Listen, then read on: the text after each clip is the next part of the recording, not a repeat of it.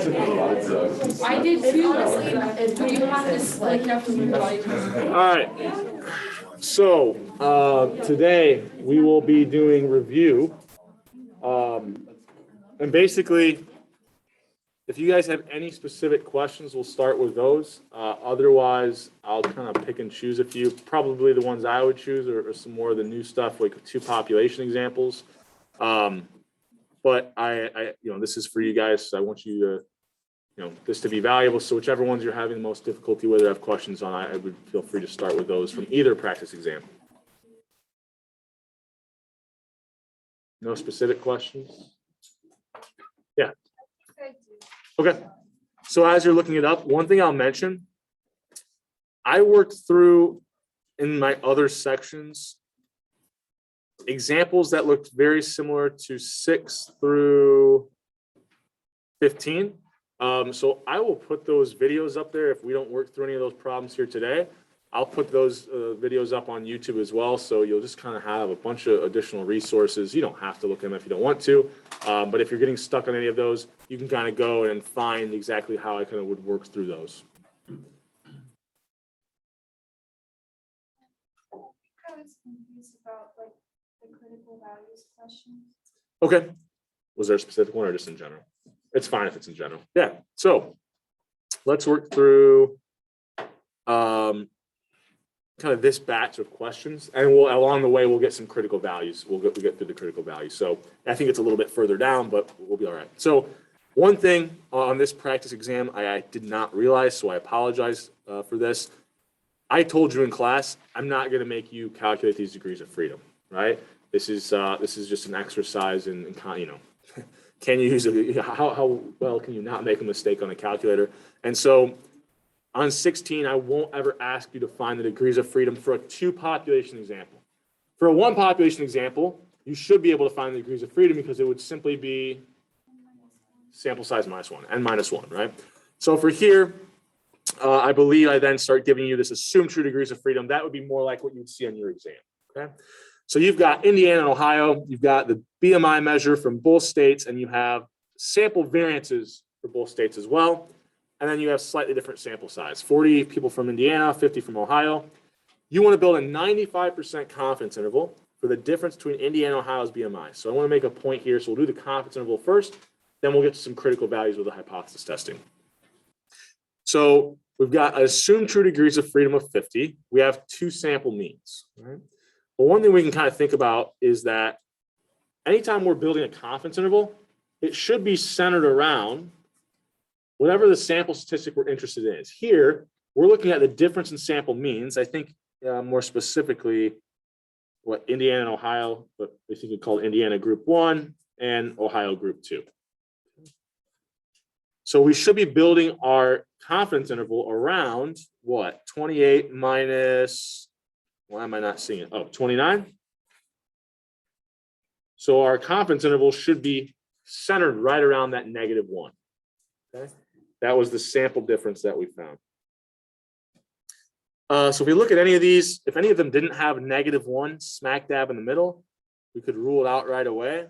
I think all of them look like -1 is, actually there's one I can rule out here. It's a little sneaky, but which one could I rule out? If I think about -1, it's only 0.48 away from the lower bound, but it'd be like 2.48 away from the upper bound. So it's not exactly in the middle of my confidence interval. So I can actually rule B out right away here. Okay? It might not for these be worth really like investigating that. Like it does allow you to cross one out, but maybe it's kind of hard to see. Let's just kind of start with our construction. So I've got, let me close this one out. This is for my non-honors class. So let's go here. All right. I've got my kind of confidence interval equations. I've got my test statistic equations for 2 populations. I said that I'm not making you do these 2 population proportion examples, so I will get that re-uploaded today. I had a busy weekend and I didn't get time to kind of go in and kind of get rid of these, but we can kind of think about, we're just not using anything for 2 populations where we have proportions. So I really only going to have 2 confidence interval equations when I've got sample means. Now in this problem, I only had sample variances. So I know that I'm going to be using this one. Right? So it's only given sample variances for these two populations. So I'm using this confidence interval equation. So we already figured out we're centering it around that difference in sample means. We're reminded that we're going to need to find a t-value for alpha over 2. And I think our degrees of freedom, I gave you the assumed true degrees of freedom of 50. From there, it's a matter of plugging our values in, right? Take each group's sample variance divided by its sample size. So if I go back here, it was what? 9 over 40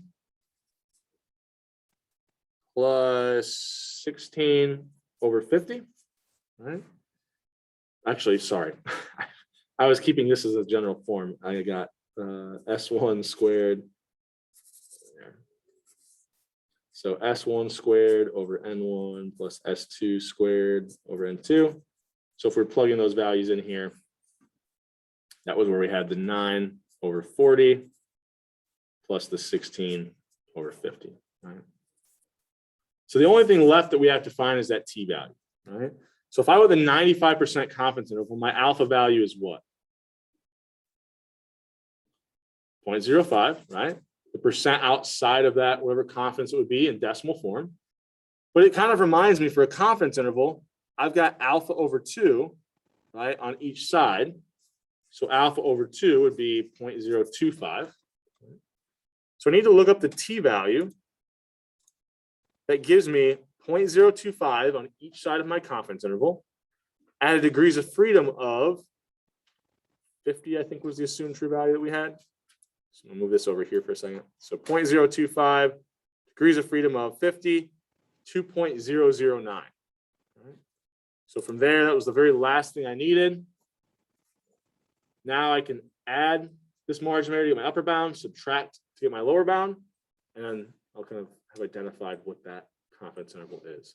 Now in practice, to save yourself some time on this exam, I would notice, like, I think there's only one of them, like, where if I found the lower bound, I didn't have to go through and calculate the upper bound as well.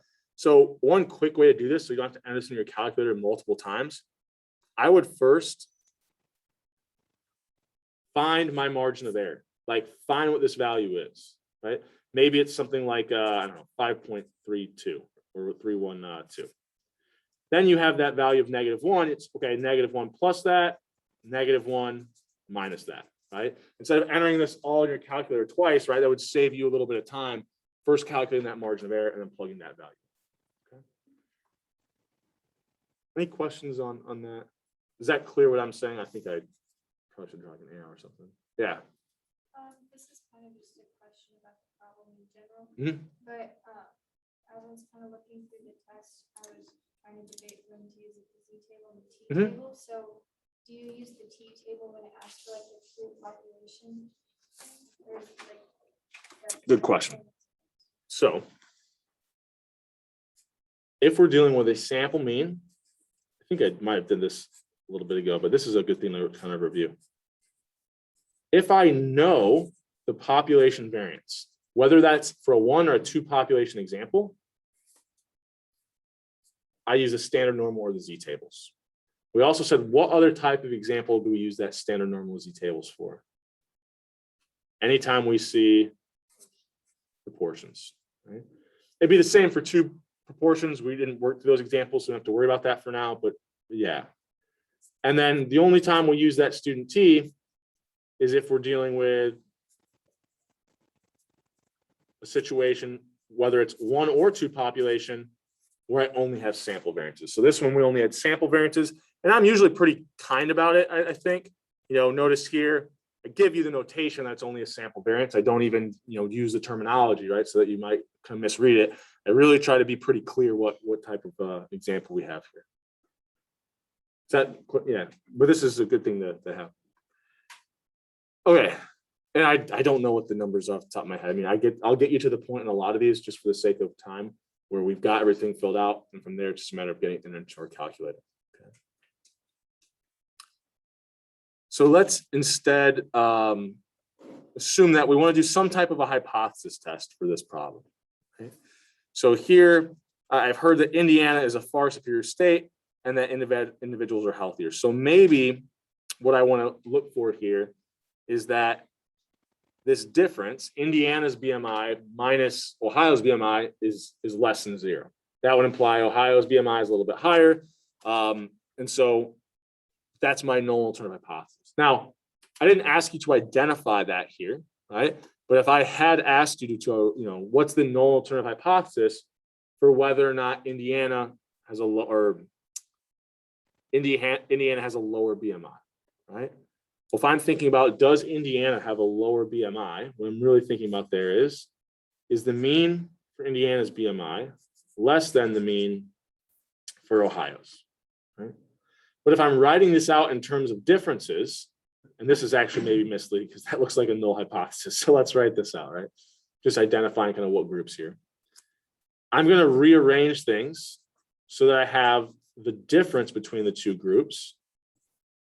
If I subtract Ohio from both sides, what I'm really saying is, is Indiana less than Ohio, I'm saying, is the difference between the two less than 0? Okay. So that's what I want to test for. So that became my alternative hypothesis. Whatever I want to test for, what I'm trying to find is my alternative. I stack the deck against myself and assume the opposite is true. Okay. So even though I didn't ask you to identify that here, that's kind of what it would look like, right? Does Indiana have a lower BMI than Ohio? It's a little bit tricky because you got to think, okay, I'm really saying is the mean less than, Indiana less than the mean in Ohio, but I have to rearrange this so that I have a difference, right, between the two. Okay. Now, one thing that's also always nice for these two population examples, I said the assumed true difference is always going to be 0. So it's either going to be less than 0, greater than 0, or not equal to 0 in your alternative hypothesis. So from there, maybe I want to do a test statistic, right? I can do this in either or. I could find my critical values first and then my test statistic, or vice versa. Okay. But let's assume I want to find my test statistic here. Well, once again, I go to my formula sheet. I've got my test statistic equations over here. This one will be gone, right? We're not dealing with the proportions for two populations. And so it's really just a matter of identifying one of these. Now, the thing is, when it comes to just calculating it, once you plug your values in here, you could have chose the wrong one. And as long as you're plugging in the variance here, you actually still end up with the same answer. It's just notation differences. Well, and I shouldn't say it's just notation differences. Wherever that test statistic is, it is coming from a different distribution, right? It reminds us here that if you only have sample variances, that test statistic is coming from a student t distribution. If you only have if you're given population variances, then that is coming from a standard normal, right? But in terms of like the structure of how we're calculating it, it looks pretty much exactly the same. So this test statistic equation, hopefully these are some like easier points, right? Because at this point, like I was given the two sample means, I was given the two sample variances, and I was given my two sample sizes. So it's just a matter of plugging those values in this equation and getting that test statistic correct. Now, one thing I can kind of give you so it prevents yourself from making some easy kind of mistakes is let's think about what we are doing here. So my alternative hypothesis was that difference was less than 0, right? So kind of my cutoff value in that null alternative, or that assumed true difference, we said was at 0 point, right? So the difference in my sample mean should be normally distributed around that assumed true difference, if in fact it is true. Okay? I found sample evidence. We go back to that confidence interval equation. I believe we found what? So 28 minus 29, or the sample difference that we found was -1. Right? So we found something to the left of that assumed true value. So these test statistics, no matter if it's one or two population examples, whenever we convert our test statistic, in this case, it would be coming from a student t distribution because we only had sample variances. When we convert this into our test statistic, or our t statistic here, because it's coming from a student t distribution, it still represents the number of standard deviations away from the mean that we are. Well, now it's the number of standard deviations away from the assumed true mean that we are, right? Well, if we see something that's below the assumed true value, we know then that our test statistic, whether or not it's a Z or a T statistic, will then be, what's our student T and our standard normal distribution centered around? A mean of 0. So if I see something to the left of my assumed true value, it'll always have a test statistic that is negative. If I saw sample evidence that was above my assumed true value, it'll always have a test statistic that is positive. Right? Well, using that formula, we can also kind of justify why that's the case. So we said if we had the assumed true difference of 0, technically it should be in the numerator, but if it's 0, like we can kind of ignore it, right? What our denominator in our test statistics always represent is some form of a standard deviation. Now my notation here is not correct because all we had were sample variances, right? But it always represents the standard deviation of whatever statistic you're looking at. For our 2 population example, that was the standard deviation of the difference in our sample mean. So standard deviations are always positive, right? So really the sign of your numerator tells you the sign of your test statistic. Well, if I find a sample difference that's negative, and for these 2 population examples, I'm always using an assumed true value for that difference of 0. Anytime I see a negative sample difference, I'll have a negative test statistic.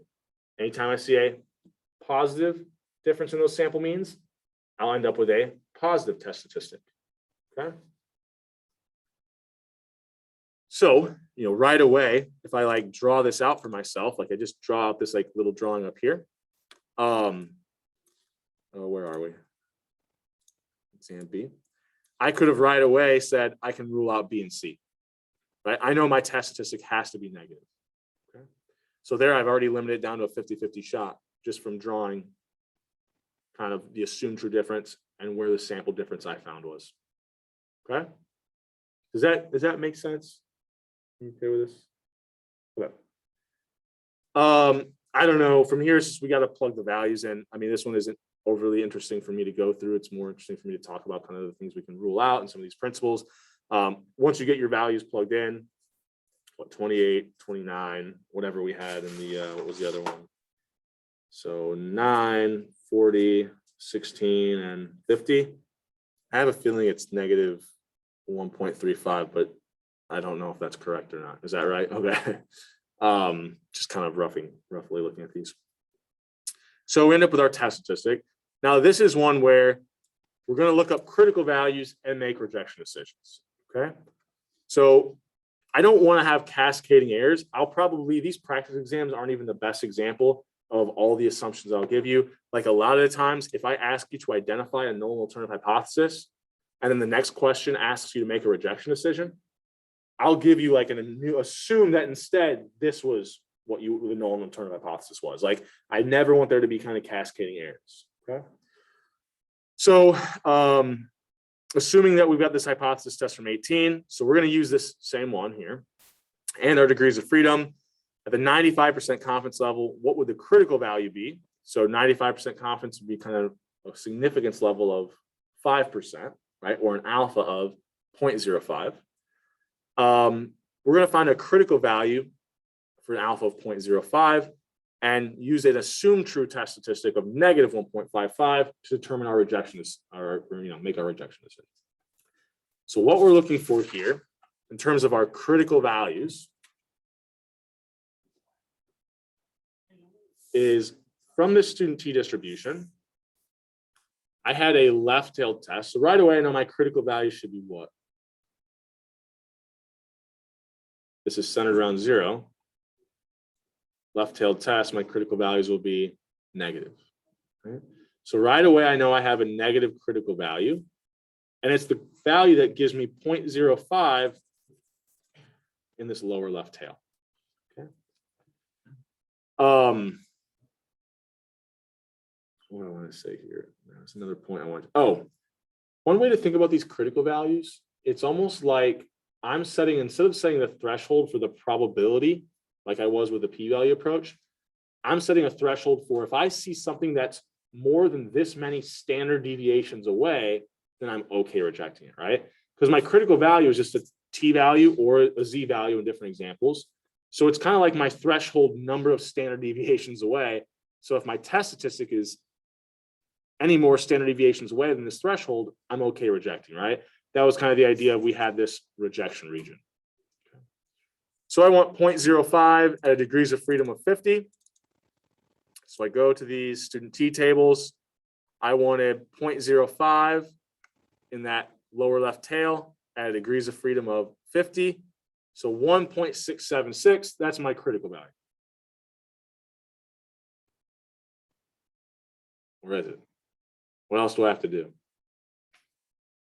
So not -1, right? That would be if we're looking up a p-value. When I'm looking at the student t-distribution, there's one little tricky part. It's always looking at the right side of the distribution, right? Kind of giving you the positive values. But because it's symmetric, if there's 0.05 to the right of 1.676, what value would there be 0.05 to the left of? That same value, but negative, right? Now, if I was looking up the p-value, like if I had my test statistic and I found like the area to the, I found the area to the right, it's just going to be that I can't look up my negative test statistic. I have to look up that same value at positive, but since it's symmetric, I can use the positive of that value to find the area. But we didn't do a p-value one yet. This is just critical value. So let's stay here for a second. Yeah. So just to double check, the two-tailed test, do you look at alpha over 2? Yeah. So let's say instead we had a two-tailed test here. Alpha always represents the area in our tails. It's just that if we only have one tail, it's all in that tail. If we have two tails, it's alpha total in like the combination of these two, right? The sum of these two. So each one has alpha over 2. So in this one, instead of looking at 0.05, we would look up 0.025. So for a two-tailed test, our critical values would have been positive and negative 2.009, right? We'd have kind of a pair of critical values if this was a two-tailed test. Yep. So is that clear? This was like hypothetical. This is like if we change it instead to be a two-tailed test, then we will look at the critical values by dividing alpha by 2. And looking up that area instead of 0.05, 0.025. Okay with this so far? So that's how I find my critical values for a kind of student t distribution example. Let's instead assume, well, these aren't going to be relevant anymore. So let's instead assume we had the exact same setup, but instead of sample variances here, I had known population variances. So if I knew the population variances, I'd go about finding the critical values for a left or a two-tailed test the exact same way. It's just that I should have been using this standard normal table. And I'll tell you this, I think it's easier, right, to use our little shortcut, because if I wanted to find the standard normal values for say 0.05 or for the two-tailed test 0.025, if I just scroll down to this very last row, here's the standard normal values, right? Remember that last row is kind of like, here's our comparison point, which are the standard normal values. If you could get a degrees of freedom of infinity, we know the student t distribution would basically become the standard normal. That's just in practice, you can't have an infinite sample size, right? It doesn't make any sense. So these are kind of like your standard normal or your comparison group down here in the last row. So I would have looked them up the exact same way. It's just instead of 1.676, negative 1.676, it would be negative 1.645. And instead of 2.009, it would be positive and negative 1.96 if it had been known population variances instead of sample variances. So you could, that's why I also kind of think using the student t table, regardless of the distribution, is kind of helpful, at least when you're looking up critical values, because then it's always the same process to look up critical values. You're using the same table. You just kind of have to remember for the standard normal, you go all the way down to that last row. Okay. Any questions on that one? This is actually, I can make an interesting point here, but we'll work through the actual problem first. So let's say, where were we at? I gave you an assumed true test statistic of negative 1.55. Okay, so this assumed true test statistic of negative 1.55, what's your rejection decision? Well, we already identified that the critical value was negative 1.676. So this was a poorly written question in the sense that once you found the critical value, you automatically knew the answer, right? But just in case, like I had made this one to be negative and change some of this around, how would I make my rejection decision? Well, if I have this assumed true test statistic of negative 1.55, all I'm doing is plotting that against my critical value. It's not quite in the rejection region. So I would say there I fail to reject. Okay. Is that clear? Clear there? Now, that was the actual question was in red. Now I'm going to do a hypothetical test statistic that I could have given you.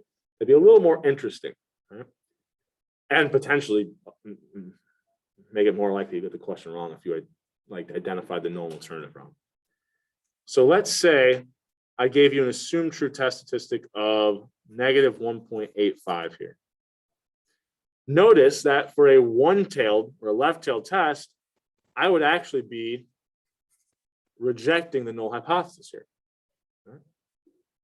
Because I was okay making errors, what, 5% of the time, or proportion of errors would be 0.05. But if instead I had done a two-tailed test, and this kind of highlights that when you're doing hypothesis testing, a two-tailed test usually makes it so that it's even harder to reject the null. So notice here, if I instead found the same sample evidence I did, but instead of assuming that it was greater than or equal to a certain value, I just said it's exactly equal to 0, right? That assumed true difference was exactly equal to 0. Well, now seeing that test statistic, I actually at the same alpha, right? The same proportion of type 1 errors for a two-tailed test would actually fail to reject the null, right? If this had been a two-tailed test. Okay. So when you're looking up your critical values, if you do it incorrectly and you forget to divide alpha by 2 for a two-tailed test, it might lead you to make the wrong rejection decision. But this also highlights the difference that if I have a two-tailed test, because it's moving those critical value thresholds, it's moving the number of standard deviations the way I need to go, it's going to make it less likely that I'm actually going to reject the null. Okay. So two-tailed tests are always kind of harder to reject the null with. Any questions kind of here? What if I'd asked you to find the p-value? Right? Now, if I asked you to find the p-value, I would have had to give you a different assumed true test statistic based off what I told you in class. So let's say, I'm going to cheat here because I can't remember what these are. So let's say I told you that the test statistic was instead negative 2.403. And you had to look up a p-value for this left-tailed test. Well, what that's essentially saying is, what's the probability you see this test statistic or anything to the left, right? So kind of my p-value for the left-tailed test would be over here in that lower left tail. So I could look up that test statistic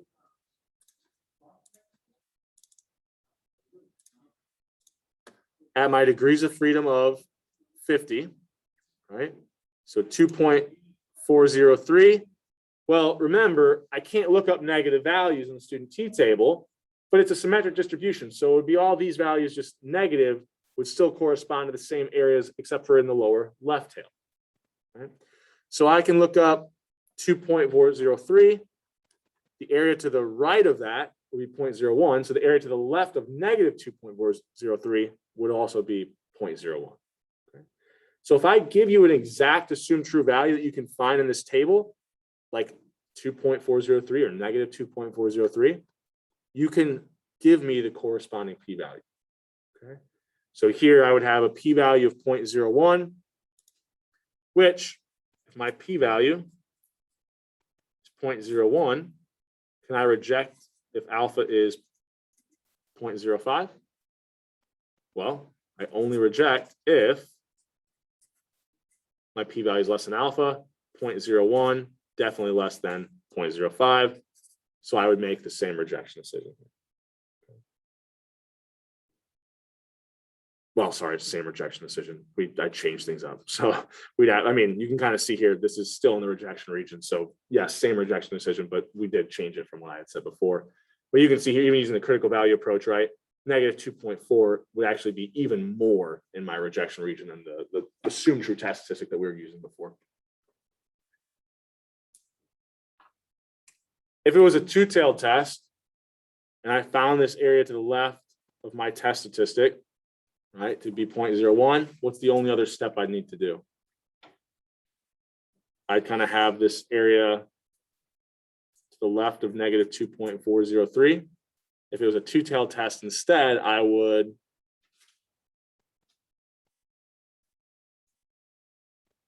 I've got 0.01 here. It would have been equally as likely for me to see something that was 2.403 standard deviations above the assumed true difference or greater. And that would also go against the null. So once I find the area of one tail, I multiply it by 2. Notice then for a two-tailed test, finding the same sample evidence, right? If I found the same test statistic that actually results in a higher p-value, which once again means that it's less likely I'm going to reject the null. So even if we go through the p-value approach, it also supports the idea that it's just harder to reject the null for a two-tailed test. Okay. Any questions there? I know I'm going through a lot that's like some of it's not on the practice exam, some of it is, but I just think kind of talking through and seeing more of this stuff, especially having written the exam, I think is good for us to see. Okay. All right. Yeah. Oh, plenty of time left. We kind of went through one here, just talking about the different types of examples that we could have and what distribution to use. We're not going to do anything with two population proportion examples. So on practice exam B, you can kind of rule out 20, 21, and 22. Practice exam A, let's see, do we have any? You can rule out 22 and 23, right? Or sorry, 21, 22, and 23 there as well, okay? I think I'm just like basically using different values. Like here, I just changed sample variances. I think this is a very similar example that I had for the two population stuff. If we go back and do some older things on practice exam B, right? Hopefully these are being some of the easier kind of points. Right? So this goes all the way back to when we first kind of started after the last exam, just talking about normally distributed variables, okay? So if I've got a variable and it's normally distributed, it's the amount that people are spending on rent, with an average of 460 and a variance of 10,000, right? So I've got written out here as my normally distributed variable. What's the probability that their rent is greater than 600 this month? So I'll make this larger in a second. What we're thinking about there is we have a normally distributed variable X. Its centered or its mean is 460. And its variance is 10,000, which means its standard deviation would be just the square root of that, or 100. So sometimes calculating that standard deviation kind of makes it a little bit easier to think about what you're looking for. So here you wanted the probability that rent is greater than 600, right? Well, first of all, what do you know that that probability has to be less than? Someone said it, 0.5, right? The area to the left and the right of your mean, since this is a symmetric distribution, has to be 0.5. So this area is 0.5. I want something smaller than that. I can rule out A and B right away. Okay. From there, it's just a matter of kind of converting my value for X into a number of standard deviations away from that assumed true mean, or into a z-score. Now, this one is kind of easy with the numbers to see. I'll walk through the equation here. If we go to our formula sheet, all the way back to kind of, and notice I organize the sheet like in order of that we do things, kind of starting here, going down, and then starting here, going down. So all the way back to the beginning, to turn any just normally distributed variable, some value X into a z-score, we would just take the value that we're interested in, subtract that mean, and then divide by, here also calculating standard deviation ahead of time made this part a little bit easier, just dividing by our standard deviation. Now, I think it's kind of easy to see here. If we're 140 away from the mean and the standard deviation is 100, what's our z-value going to be? Well, for 140 away, standard deviation is 100, 1.4. Yeah. So we're 1.4 standard deviations away, and we want the area to the right. Well, we go to our standard normal table. We can look up that z-value of 1.40, right? 0.9192. But we have to remember that's the area to the left. Now, if ahead of time we had kind of put these like had this drawing and thought about like, okay, which of these can I rule out? And I crossed out A and B right away. Then it prevents me from making the mistake of, okay, I looked up this z-value, 0.9192, that's the answer. No. You wanted the probability of being greater than, right? If I had this drawn out and crossed off those two answers because I knew right away that probability had to be less than 0.5, it prevents me from making that easy mistake, which is forgetting that I still need to subtract that probability from 1 to find the area to the right. Okay. So if I do that there, I get what? 0.0808. Any questions on that one? Excuse me. Yeah.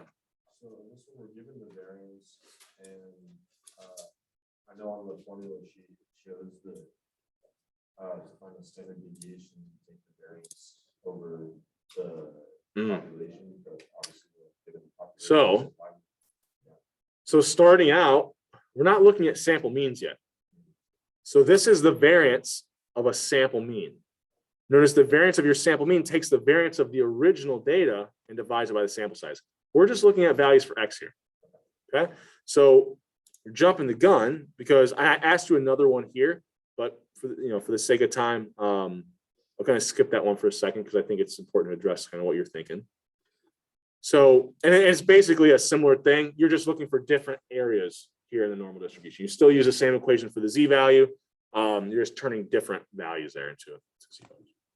So now let's assume I take a sample of 25 people and calculate the sample mean rent from those 25. Well, now I'm looking at and kind of think about, let's see if I can get this all on the same page. All right. So I'm going to take a sample of 25 people. And now what I'm thinking about is, I can actually do this on the same. What's the distribution of my sample means? Well, think about it this way. If I was just taking samples of size 1, I'd basically end up with this distribution. But for my sample means, I know that the variance of my sample means is the original variance over my sample size. So taking a sample size of 25 instead of 1 is going to decrease that variance. So I end up with like a more peaked distribution than the original data when I'm thinking about the distribution of my sample means. I try to draw this in line, but it's kind of looking screwy here.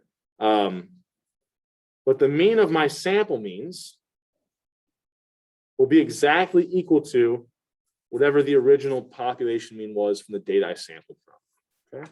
So on that next question, what would the mean and variance of my sample means be? Well, the mean of your sample means will always just be the mean of whatever data you sampled from was. So it has to be one of these three, right? Has to be that 460. The variance of my sample means, we just said it's going to be smaller than the variance of that data I sampled from, or what that data I sampled from was. Well, the variance that the data I sampled from was 10,000. That doesn't really help me rule anything out here. They're all lower than that. But what I have to do at that point is use kind of this idea that the variance of my sample means is the original variance over my sample size. So I would take what? 10,000 divided by my sample size of 25, thinking this is 400. Does that make sense? So, these practice exams look similar in terms of like the order and things. So like, wouldn't be surprised if like I start out giving you just a normally distributed variable, ask you to find the probability of being above, below, between certain values. I then transition to, okay, what's the distribution of my sample means look like?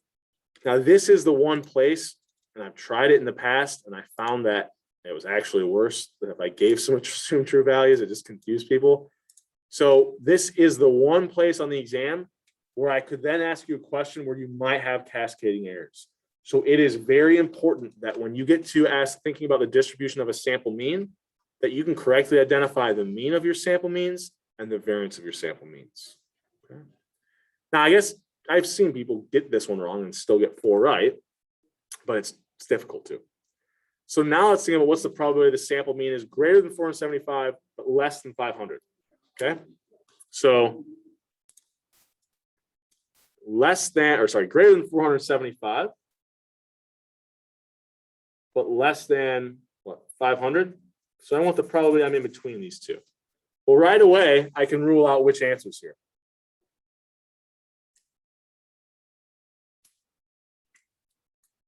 Yeah, right? The area to the right of the mean is 0.5. I want something much less than that, right? So I know it can't be greater than 0.5, so I can rule C and D out right away.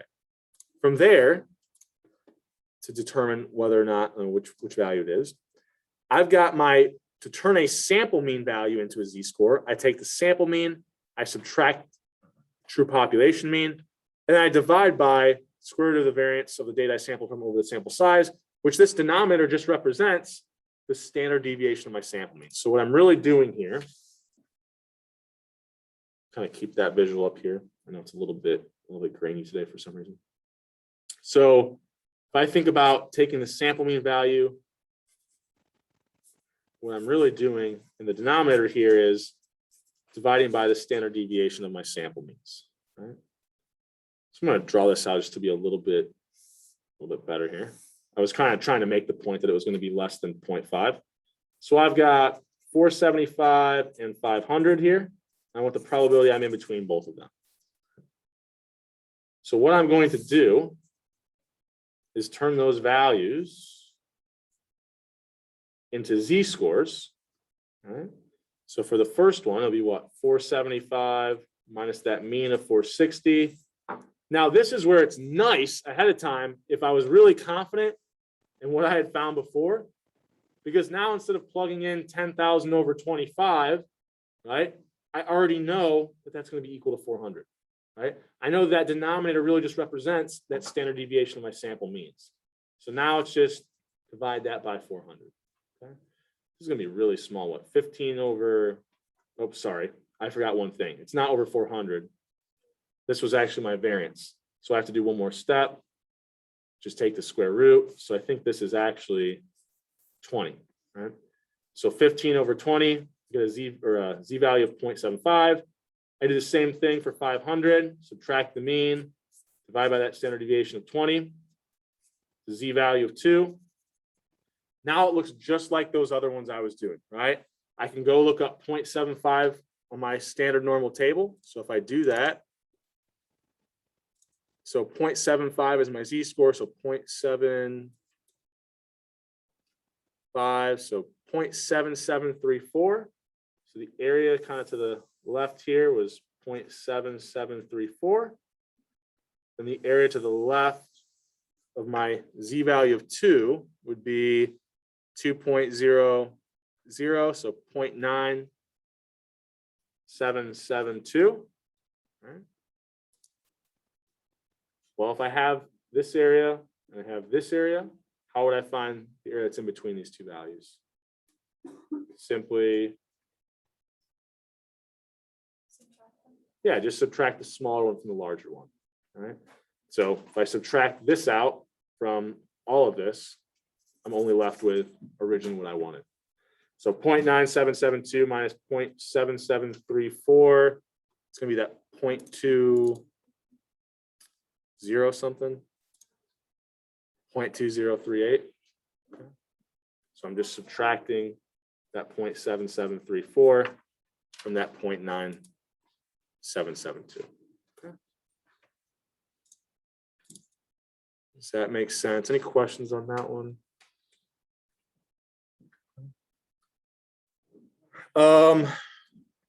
Think of some last minute like things other than working through problems that will be helpful. So, we don't have to know how to do two population stuff for proportions. Okay? So I would focus on kind of looking at those confidence intervals and hypothesis tests for two population means. We're looking for the difference in sample means, and being able to look up critical values and p-values, right? Using both the standard normal and the student t-distribution. So we already did kind of set this up earlier, which is when it comes to confidence intervals and hypothesis tests, we really have 5 examples. We can do confidence intervals for a single population where we have a known variance, or 2 populations we're looking for the difference in sample means. I'm kind of thinking about we're looking at the difference here, and we know the population variances, or we're looking at a 1 population proportion example. All 3 of those, to find our critical values, to look up p-values, we're dealing with that standard normal distribution. For the other 2 examples we had was anytime I have either a 1 population sample mean, 2 group sample means, and I've got sample variances, I look up critical values, I look up p-values using that student t-distribution. Okay. Now, one kind of thing I'll mention is if I want to look up critical values or confidence intervals, this is going to be basically that inverse process. This is where we know the area in the tail we want. So we have to, like, if we're using the standard normal, we have to like look in the middle, right? We know that probability. We have that probability, and we want to go up and over to find the corresponding z value. Or in the, if we're using the student t-distribution, we know the area in the tail that we want, so we can use those column headings. Anytime we want to look up p-values or the probability of being, above, below certain cutoffs, so kind of like the ones that we just worked through, right? Like kind of where we started out. This is where we were always just using like our normal, like, you're just looking up either a z or a t value, right? So when you're using the standard normal, you're using the row and column headings, looking up your test statistic or looking up these different z values that you had and finding the corresponding probability in the tail. Okay. So the inverse process is going to be for confidence intervals when you're looking up that number of standard deviations where you need to go, and for critical values. If you're wanting to find a p-value or the probability of being above or below certain cutoff values, that's where we kind of use it the more conventional way. Okay. Like the way we first started out learning how to use the standard normal table. But yeah, I don't know. How are we feeling about this upcoming exam? We're feeling okay, somewhat nervous. Okay. So I will be in my office today from 3 to 4 instead, so a little bit different. And then tomorrow, standard kind of 11 to 1, but I'm going to be around the building like all day. So if there's a time that, like, if you can't meet during that time, there's a time that works better for you, you want to stop by and ask some questions over the practice exams or anything, feel free to shoot me an email and I can like move things around and make sure I'm in my office or make sure I cut out some time to whatever I'm working on to kind of meet with you. Okay. Any other questions? All right. Based off your answers, I'm feeling